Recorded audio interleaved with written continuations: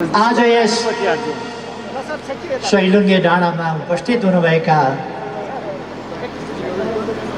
दोलखा र रामेछाप जिल्लाका सम्पूर्ण दाजुभाइ दिदीबहिनीहरू, सँगसँगै टाढा टाढाबाट आउनुभएका पाहुना साथीहरू, सबैमा मेरो हार्दिक अभिवादन, नमस्कार। आज कविता लेखौँला भनेको थियो, सुन्दा सुन्दै ठिक्क भयो, लेख्न भ्याइएन।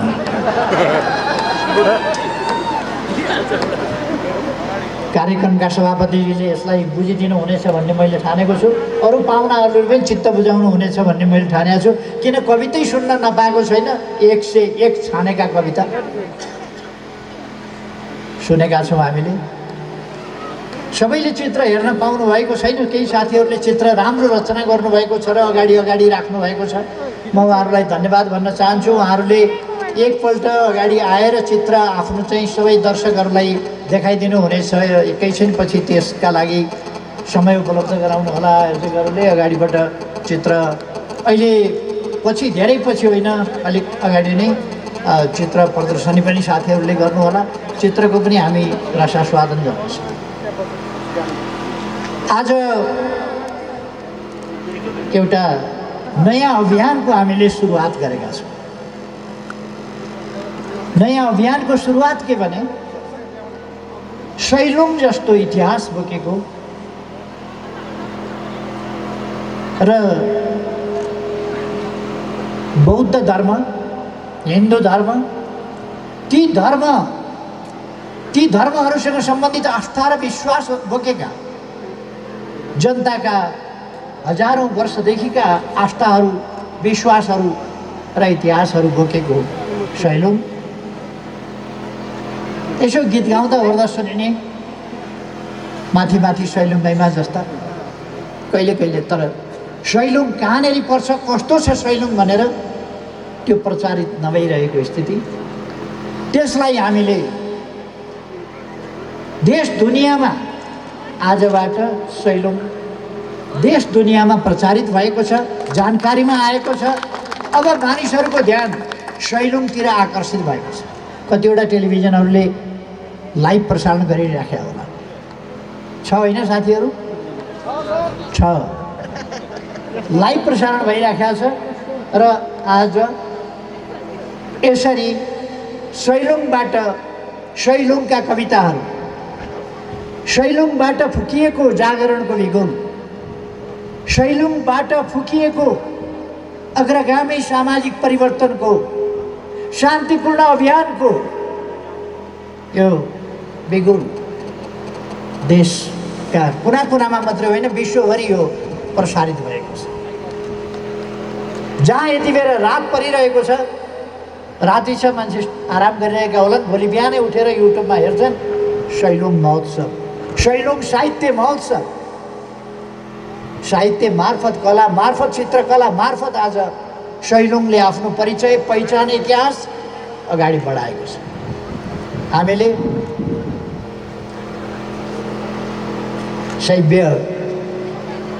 सभ्यताको,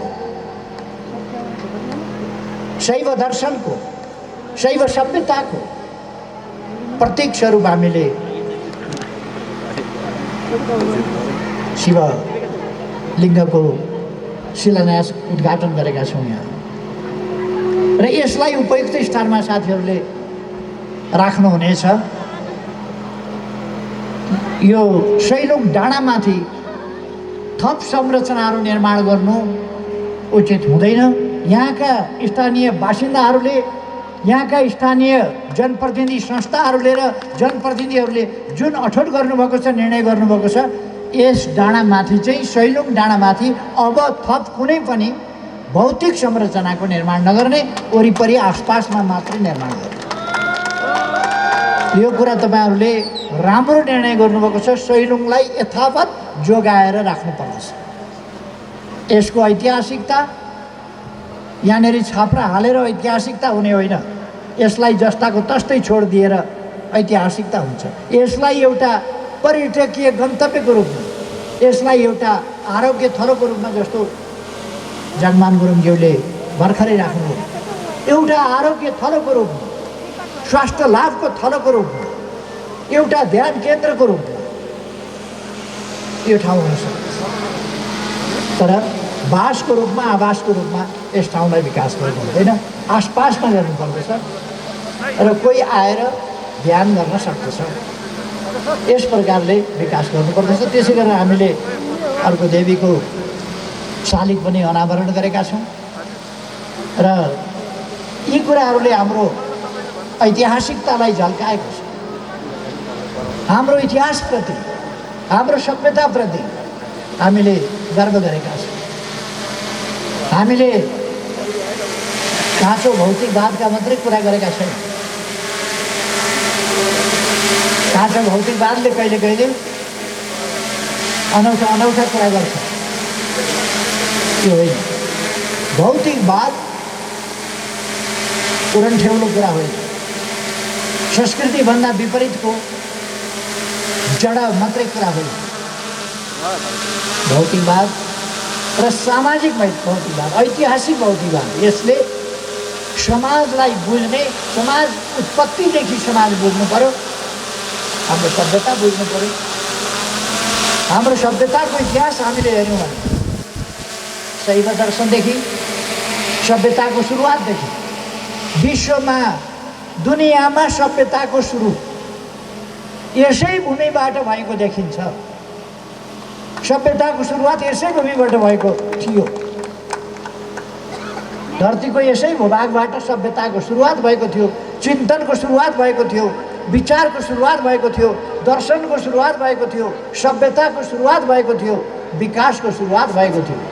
सभ्यताको सुरुवात भनेको थियो, विकासको सुरुवात भएको थियो, चिन्तनको, कल्पनाको, परिकल्पनाको र विभिन्न आविष्कारहरू यसै भूभागबाट सुरु भएको थियो। र त्यो सुरुमा भन्ने हो भने एक ढङ्गले शैव दर्शनको रूपमा व्यवस्थित ढङ्गले अगाडि बढ्यो। त्यसलाई अलिक पछि कपिल मुनि जस्ता ऋषिहरूले, लामो समयको अन्तरालपछि कपिल मुनि जस्ता ऋषिहरूले त्यसलाई, मुनिहरूले अगाडि बढाए।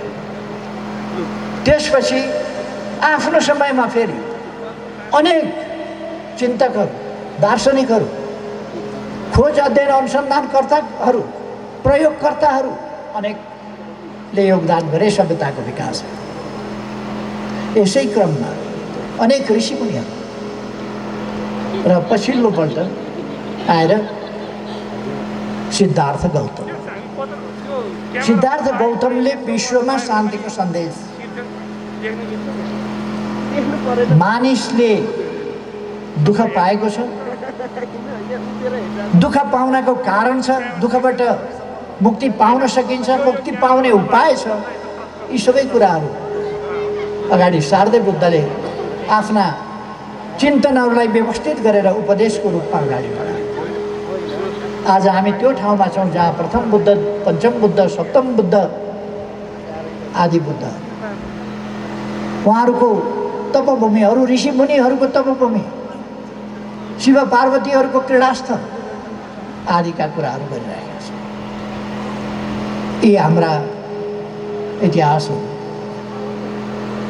हाम्रो आज हामी जो छौँ, हाम्रा हजारौँ पुस्ता अगाडि, लाखौँ पुस्ता अगाडि कसरी, कुन अवस्थामा हामी थियौँ होला, त्यहाँबाट कसरी पुर्खाहरू हुँदै आज हामी यहाँ आइपुग्यौँ। हामीले हाम्रो उद्गम देख्यौँ।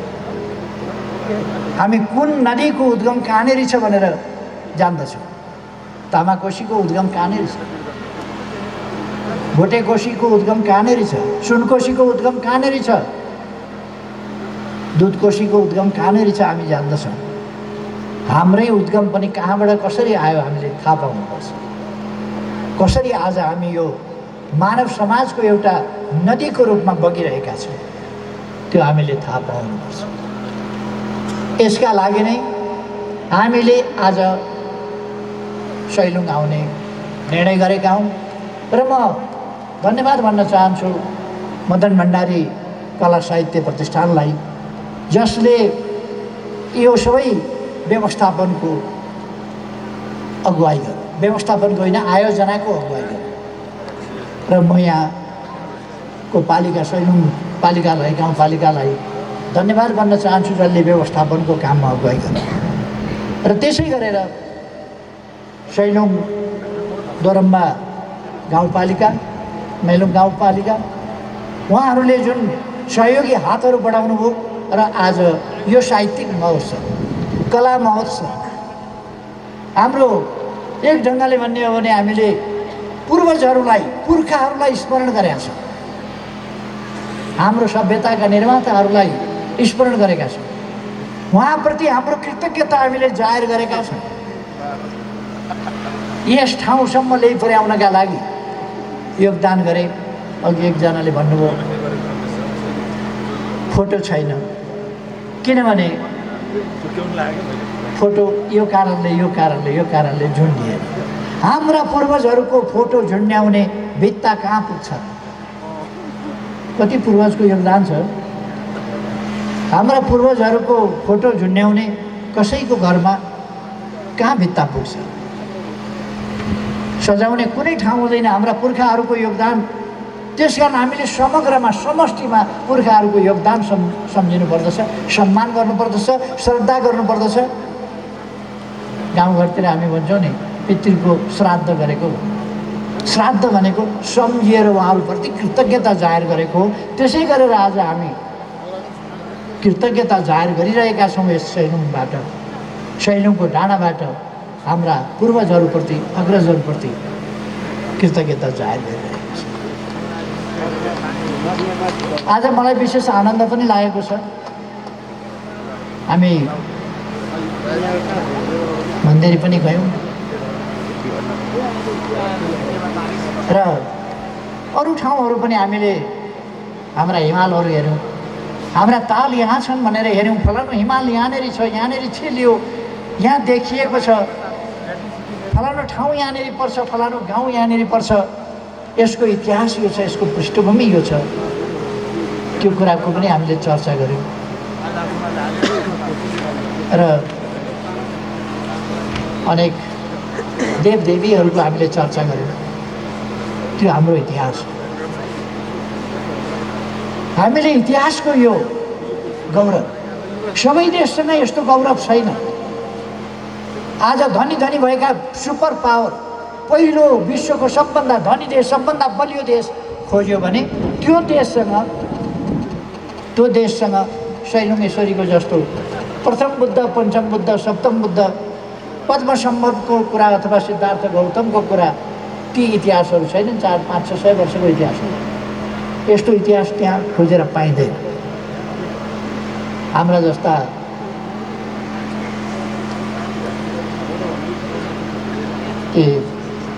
गुम्बाहरू, हाम्रा जस्ता मन्दिरहरू, हाम्रा जस्ता चैत्यहरू त्यहाँ खोजेर पाइँदैन। र त्यसको निर्माणको इतिहास, ती निर्माणको इतिहास मात्रै होइन, त्यसको अवधारणाको इतिहास, त्यस चेतनाको अवधारणाको इतिहास, त्यसका पछाडिको मूल्य मान्यताको इतिहास त्यस्ता सम्पन्न देशहरूसँग छैन। इतिहासका, सभ्यताका गरिब छ। हाम्रो देश सभ्यतामा धनी छ, इतिहासमा धनी छ, गौरव गर्न लायकका इतिहास छ र इतिहासले बनाएको बाटो छ। त्यो बाटो, त्यसलाई हामी एउटा इतिहास भन्ने गर्छौँ, एउटा सभ्यताको बाटो भन्ने गर्छौँ, हाम्रो विकासको बाटो भन्ने गर्छौँ। र आज हामी आइपुगेका छौँ। यहाँ हामी आज आएको, यस ठाउँमा हामी जम्मा भएको पूर्वजहरूप्रति कृतज्ञता जाहेर गर्न हो, हाम्रो इतिहास स्मरण गर्न हो, हाम्रो सभ्यता स्मरण गर्न हो। तर सभ्यताको गुणगान मात्रै गरेर हाम्रो भावी सन्तति पालिँदैन। हामी दुनियाँमा प्रतिस्पर्धा गर्न लायक हुँदैनौँ। त्यसकारण इतिहास सम्झन सँगसँगै, पुर्खाप्रति कृतज्ञ हुन सँगसँगै भावी पिँढीप्रति, भावी पुस्ताप्रति हामी सजग हुनुपर्दछ। त्यसकारण हामीले हाम्रो देशको विकास गर्नुपर्छ, हाम्रो देशमा बाटा बनाउनुपर्छ। उहिले सैलुङमा आउनका लागि साह्रै गाह्रो थियो होला, धेरै दिन लाग्थ्यो काठमाडौँबाट पनि। कहाँबाट आउने हो त्यो संसारको समय लाग्थ्यो। आज अघि बिहान हामी काठमाडौँबाट हिँड्यौँ हेलिकप्टरबाट र मन्दिर पनि पुग्यौँ। पल्ला डाँडामा मन्दिर पुग्यौँ, ओल्ला डाँडामा सैलुङ पनि आयौँ। एकछिनमा काठमाडौँ फर्केछौँ। हिजो काठमाडौँबाट आएका साथीहरू कविता पनि लेख्दै, गीत पनि लेख्दै, भाका पनि हाल्दै उहाँहरू अनेक रचनाहरू गर्दै यस ठाउँमा आइपुग्नु भयो र अब बिस्तारै उहाँहरू फर्किनुहुन्छ। अर्थात् अहिलेको जमाना धेरै सजिलो भएको छ, तर सजिलो बनाउने क्रम पुरा भएको छैन। जस्तो जगमान गुरुङज्यूले भन्नुभयो, पारी मन्दिरमा जाने बाटो केबल कार बन्यो, ठुलो कुरा भयो। केबल कार नभन्दा कसरी चढ्नु होला? त्यहाँ त जवान जवान बाहेक च्याङ्गा र मैच्याङ त चढ्थे होला, बुढाबुढीको त चढ्ने चान्सै छैन। त्यसो भएर केबल कार बन्यो, अलिकति सम्भव हो जान। अब त्यहाँ ढुङ्गा छापेर, मान्यजीहरूले सुनिराख्नु भएको छ होइन, यहाँका जनप्रतिनिधिहरूले सुनिराख्नु भएको छ होइन, यति ढुङ्गा छाप्नका लागि चाहिँ मैले बल लाउनु पर्दैन, यहीँका साथीहरूले सुने पुग्छ भन्ने मलाई लाग्छ। यति ढुङ्गा छाप्नु, केबल कारबाट माथि मन्दिरसम्म जानका लागि ढुङ्गा छापेर राम्रो सिडी बनाउने, बिचमा अलिकति बिचमा आराम गर्नका लागि, वरिपरि हेर्नका लागि, बुढाबुढीले थकाइ लाग्यो हिँड्न सकिनँ भन्न नपरोस्, यसो उतापट्टि हिमाल हेरेर, त्यो हिमाल गौरीशङ्कर छोरोल्पा कहाँनिर पऱ्यो अरे, त्यो डाँडापट्टितिर होइन भनेर भन्न सकियोस्, त्यस्तो चौतारी पनि बनाइदिने, ताकि आराम गर्दै भूगोलको पनि जानकारी लिने, आराम पनि गर्ने त्यो स्थिति बनाउने। त्यसकारण विकासका कामहरूलाई हामीहरूले अगाडि लानुपर्छ। अर्को कुरा, विकास गर्नका लागि मैले सैलुङमा आएर कुनै राजनीतिक भाषण गरिरहनु छैन, गर्दिनँ पनि। यहाँबाट कुनै राजनीति भन्नै मन छैन मलाई। तपाईँहरूले राजनीति बुझ्न बाँकी नै छैन, अब मैले किन भनेर नै भोट कहाँ हाल्नुपर्छ भन्ने भन्नुपर्छ र मैले पर्छ? सबैलाई थाहा छ भोट कहाँ हाल्नुपर्छ, के चिन्हमा भोट हाल्नुपर्छ, सबैलाई थाहा छ। मैले किन भनिरहनुपर्छ? कण्ठ भइसक्यो, कतिपल्ट भोट हालेको। अब झन् साह्रो धेरै भोट कहाँ हाल्नुपर्छ सबैलाई थाहा छ। म यतापट्टि भोटको कुरा धेरै गरिरहन चाहन्न। म के भन्न चाहन्छु भने देशको विकास हुनुपर्दछ, विकासको अभियान चलाउनु पर्दछ र हाम्रो देशलाई दुनियाँको अहिले पनि गरिब देश भनेर नेपाल चिनिन्छ। नेपाल गरिब भनेर चिन्ने होइन, समृद्ध भनेर चिनिनुपर्छ। हामीसँग हिमाल छन्, हामीसँग पहाड छन्, हामीसँग भाबर प्रदेश छ, भाबर भूभाग छ, तराई छ। यो सानो कुरा होइन। हामीसँग हिमतालहरू छन्, हामीसँग छरा झरनाहरू छन्, खोलाहरू छन्, नदी नालाहरू छन्, अनेक ताल तलैयाहरू छन्, खोला खोल्सीहरू छन्। यी सानो कुरा। हाम्रो देश यो दुबो जुन हामी डाँडाभरि दुबो देख्छौँ, यो दुबो, यो झार कसैले लगाएको झार होइन, आफै उम्रिएर कस्तो ढपक्क गलैँचा ओछ्याए जस्तो छ। कस्तो छ प्रकृति, सिँगार्न कति जानेको हेर्नुहोस् त। गलैँचा हाम्रो दिदीबहिनीहरूले बनेको गलैँचा, खैरो गलैँचा ओछ्याए जस्तो छैन, हेर्नुहोस् त कसरी जान्दछ हाम्रो प्रकृति। अलिक तल सहन सक्ने वातावरणमा रुख बिरुवाहरू छ, अलिक तल झन् उर्वरता छ। यो देख्दाखेरि यसो देखिन्छ, तर यहाँ पानी परेपछि यस मुनि जान्छ पानी, चट्टानहरूमा पानी शोषिन्छ, चट्टानका पत्रमा पानी बस्छ।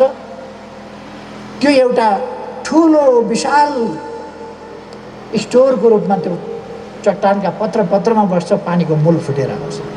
यस्तो सम्पदा हामीसँग छ। हामी गरिब हुनुपर्ने कारण छैन। हामीसँग खनिज तत्त्वहरू छन्, सबै चिज छ। जमिन छ, जल छ, आवश्यकता अनुसार उर्वरता छ।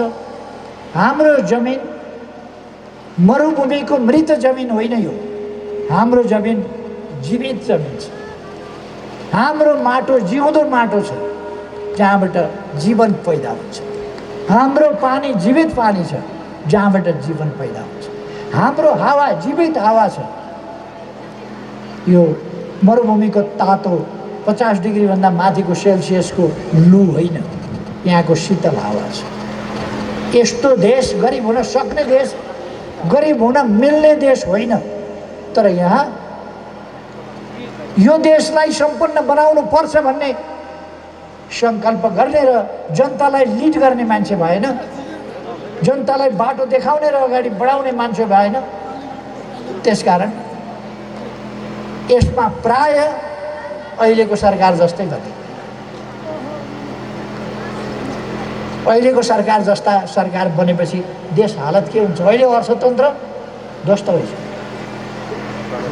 अहिले यो सरकार गइहाल्यो भने 2-3 वर्ष अर्थतन्त्रलाई फेरि पहिलाको बिरुवामा पानी हालेर जसरी केही समय लाग्छ त्यो तङ्ग्रिन, झरेका पातहरू फेरि पलाउन तङ्ग्रिन समय लाग्छ, त्यसै गरी तङ्ग्रिन देशलाई समय लाग्ने अवस्था अहिले भइसक्यो। अझै यो सरकार रह्यो भने के होला? एमालेलाई सरकार चाहिएको होइन, तर एमाले स्थानीय तहहरूमा जित्नै पर्ने आवश्यकता छ देशका लागि, देश बनाउनका लागि। मैले हेलिकप्टरबाट हेर्दै आएँ, गाउँ गाउँमा जाने आज बाटा बनेका छन्।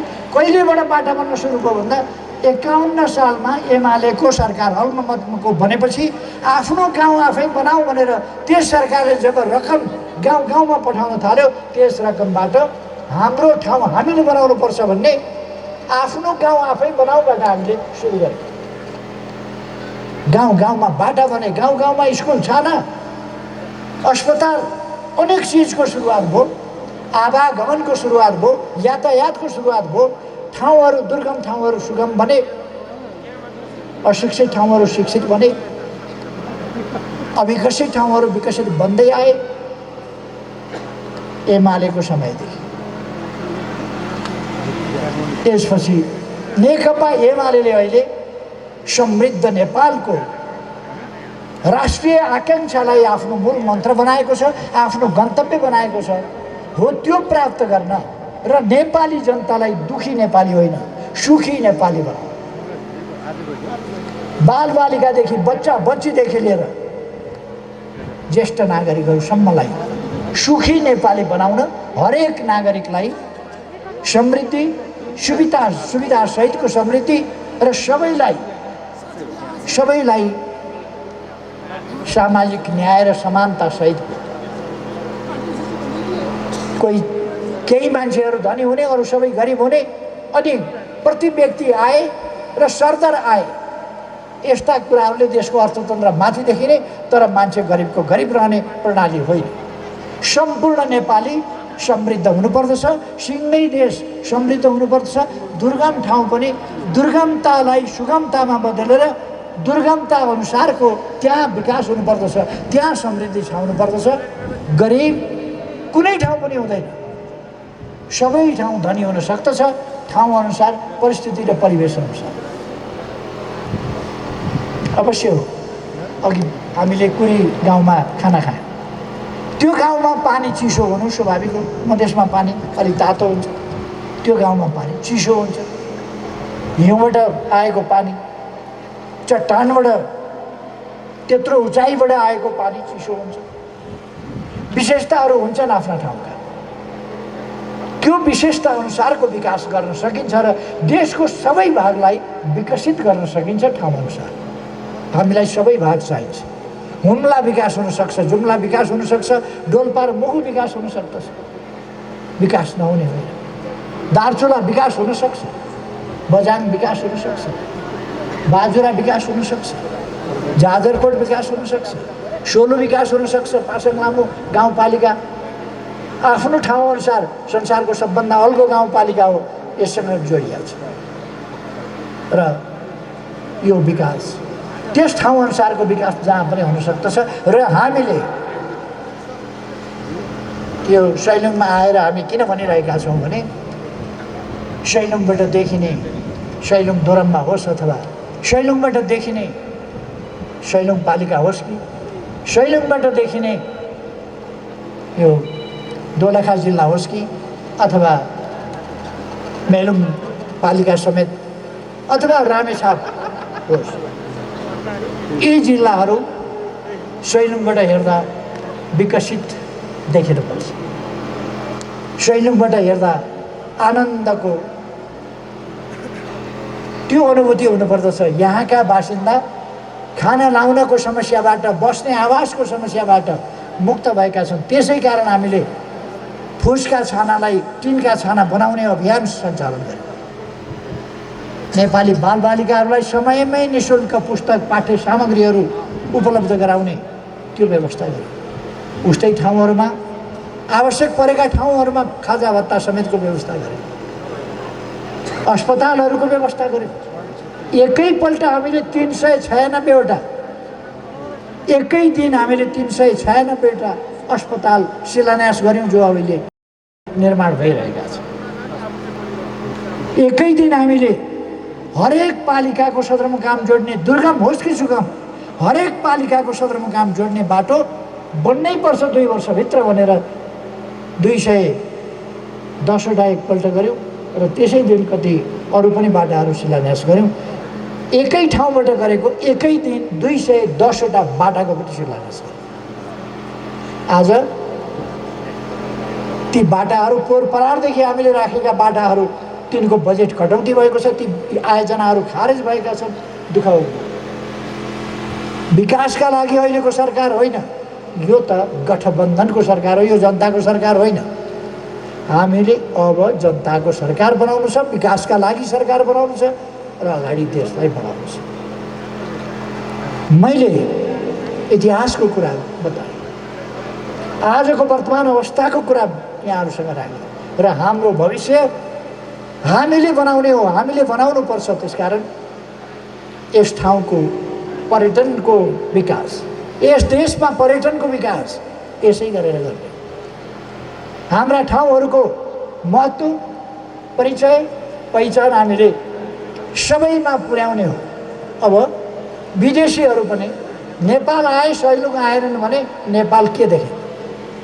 त्यसकारण विदेशीहरूलाई हामीले भन्नुपर्छ, नेपाल आयो सैलुङ देखेनौ, के देखेर गयो? त्यसकारण नेपाल आयो भने काठमाडौँ खाल्डो हेरेर हुँदैन, सैलुङ जाऊ, गाडी चढेर जाऊ, अलिकति ट्रेकिङ, अलिकति हाइकिङ, अलिकति बाइकिङ, के गर्नुपर्छ गरेर जाऊ। नेपालको अलिकति भूगोल बुझ, इतिहास बुझ। यहाँ भूगोल मात्रै बुझिँदैन, इतिहास पनि बुझिन्छ। यो डाँडो अग्लो मात्रै होइन, यहाँ यसको इतिहास, यसको महत्त्व, यसको पौराणिकता यो पनि अग्लो छ। त्यसकारण यस सैलुङको उचाइ बढाउनका लागि यसको विकास आफ्नै पाराको हुन्छ। यसको विकास काठमाडौँको विकास र यसको विकास मिल्दैन। सैलुङको विकास आफ्नै पाराको हुन्छ, यसको सुरक्षा सहितको विकास हुन्छ। त्यसर्थ अब आज जुन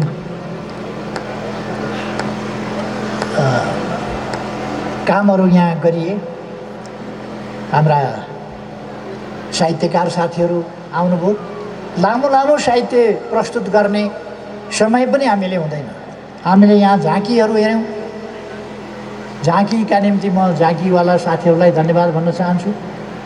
अरू साथीहरूले काठमाडौँदेखि, देशका विभिन्न भागदेखि, कसैले इलामदेखि आएर कविता सुनाउनु, कसैले इलामदेखिको सोलिडारिटी प्रदर्शन गर्नुभयो, ऐक्यबद्धता प्रदर्शन गर्नुभयो, कसैले जगमान गुरुङजी पश्चिमबाट आउनुभएको छ, अरू थुप्रै साथीहरू देशका विभिन्न भागबाट आउनुभएको छ। यो ज्यादै खुसीको कुरा हो। एकैचोटि अब राष्ट्रिय स्तरमा सैलुङको तरङ्ग प्रसारित भएको छ। यो खुसीलाई हामीले निरन्तरता दिनुपर्छ। हामी म यहाँ आउँदाखेरि खास गरेर मलाई हाम्रो टोलीलाई यहाँका पार्टीहरूले, यहाँका जनप्रतिनिधिहरूले, यहाँका समाजसेवीहरूले, यहाँका कलाकारहरूले र यहाँका सम्पूर्ण दिदीबहिनी दाजुभाइहरूले जुन आत्मीयता, जुन स्नेह, जुन माया ममता देखाउनु भयो त्यसका लागि म यहाँहरूप्रति धेरै धेरै आभार व्यक्त गर्न चाहन्छु, धेरै धेरै धन्यवाद भन्न चाहन्छु। यहाँहरूले उपहार हामीलाई दिनुभएको छ। उपहार त मैले एउटा उपहार त यहाँ टाउकामा लाएको छु। यो टोपी लगाएपछि अलिकति सेलो गाउँ जस्तो लागेर आउँदो रहेछ। डम्फु बजाउँ जस्तो पनि भएर आउँदो रहेछ। अलिकति नाचौँ सेलोमा जस्तो पनि हुँदो रहेछ। तर अब अहिले समय छैन, अहिले समय छैन। त्यसकारण यो सैलुङमा आएको पहिलोपल्ट हो, अन्तिमपल्ट होइन। तपाईँहरूलाई म बताउन चाहन्छु, यो अन्तिमपल्ट हो। फेरि पनि सैलुङ आइन्छ। फेरि पनि हामी देशका विभिन्न भागमा जान्छौँ। विभिन्न भागको त्यहाँको ऐतिहासिकता, पौराणिकता, त्यहाँको सभ्यता, त्यहाँको इतिहास, त्यसले बोकेको, त्यसले देखाएको, त्यसले कोरेको हाम्रो लामो बाटो। हामी गुफाबाट निस्किएर आजका पक्की घरहरूसम्म पुगेका छौँ। हामी मुखका सुसेलीबाट बोल्ने ठाउँबाट आज मोबाइलमा बोल्ने ठाउँसम्म पुगेका छौँ। यति गुफादेखि लिएर घरसम्मको, महलसम्मको बाटो यसो चित्र र इसाराबाट सङ्केत गर्ने जमानादेखि आजसम्मको, यहाँसम्मको बाटो। यो बाटो कति लामो, कत्रो, त्यो कुरा पनि, यी कुराहरूले हामीलाई सम्झाउँछ। त्यसै कारण हामी यसको खोजी पनि गर्दै यस बाटोलाई अगाडि निरन्तरता कसरी दिने, यसको सुरक्षा र सम्मान कसरी गर्ने र अगाडिका दिनहरूलाई अब अरू विकसित सभ्यताको मुहान भएको यो देश, त्यो मुहानबाट निस्किएको नदी चाहिँ मौलाउन नसक्ने हुँदैन। यो समृद्ध हुन्छ, यसलाई समृद्ध बनाउनुपर्छ। यही सन्देश बोकेर हामी यहाँ आएका हौँ। म पनि यहाँ त्यसै कारण आएको हुँ। यहाँहरूले दिएको आत्मीयता, स्नेह, सद्भावप्रति धेरै धेरै धन्यवाद भन्न चाहन्छु। र अब धेरै समय नलिउँ, हामीलाई काठमाडौँ फर्किनु छ। त्यस कारण हामी समय नलिएर अरू कार्यक्रमहरू त सायद चल्दै गर्छन्। साथीहरूलाई धेरै धेरै धन्यवाद भन्न चाहन्छु। फेरि पनि हाम्रो भेट हुनेछ। सैलुङ्गेमा भेट हुनेछ, रामेछापमा भेट हुनेछ, दोरम्बामा भेट हुनेछ, मन्थलीमा भेट हुनेछ, काभ्रेमा भेट हुनेछ, यता चुचुरेतिर भेट हुनेछ, ठोसेमा भेट हुनेछ, यता जिरीमा भेट हुनेछ, बुढेमा भेट हुनेछ। सबैतिर भेट हुँदै जानेछ। त्यसकारण फेरि भेट्ने बाचा कबुलका साथ यहाँहरूलाई धेरै धेरै धन्यवाद भन्दै यहाँहरू सबैको स्वास्थ्य राम्रो रहोस्, यहाँहरूमा उन्नति प्रगति होस्। धन्यवाद भन्दै आफ्नो भनाइ टुङ्ग्याउँछु। धन्यवाद।